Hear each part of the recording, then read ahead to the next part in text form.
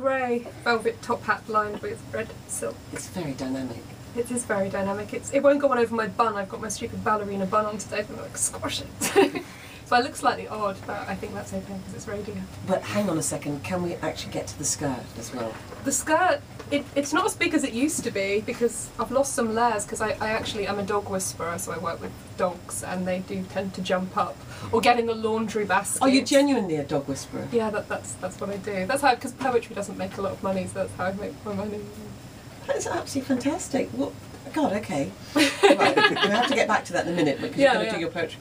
That skirt's. So you've been sort of attacked, basically. I've jumped up and licked, and so I've lost some, but it's still fairly large. That's very nice. Clears the space. Yeah. So have you got the picture out there? Do you understand what we're talking about? Yeah. It's quite amazing. Over to Fran. This is called Mother Figure. The baby is a watched pot. It never boils, it sleeps. I creep between the nursery and the smiling inquest friends with their late-comers' kisses and endless how are yous. He says to sit still, that I worry too much. It isn't that, I need it to cry, to justify its existence and mine. The silent child has cheated me.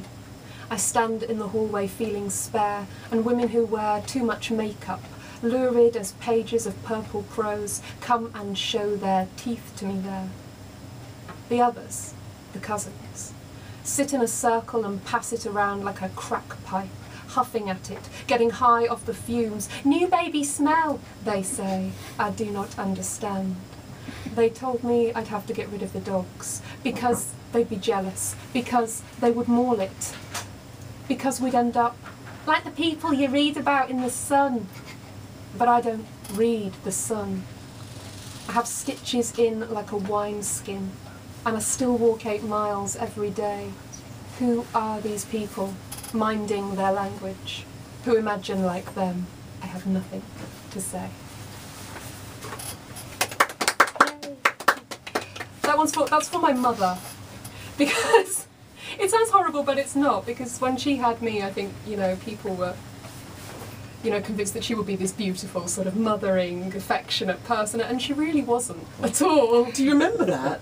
No, she's told me, and she said that I was a very boring baby, and she was, and she had to sort of, and she felt like they were forcing her to abandon a lot of herself, but she didn't, and she sort of brought me up in her own inimitable style, and I'm very grateful for that. So. I couldn't imagine you as a boring baby. I'm going to tell you that. I was like a little sack of potatoes with a face. I did. I looked like I'd been grown in the garden. Well, how fantastic! That's amazing. Now,